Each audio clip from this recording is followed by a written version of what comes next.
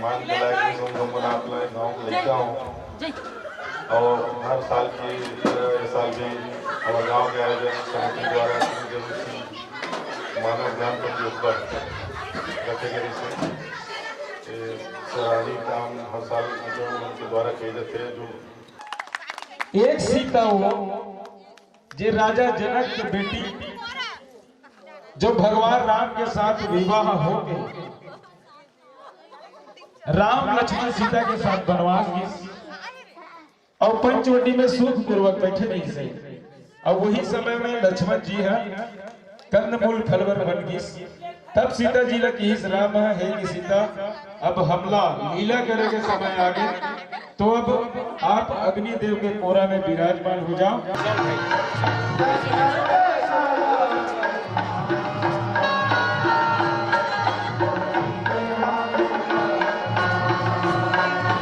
जय बुलाओ ना।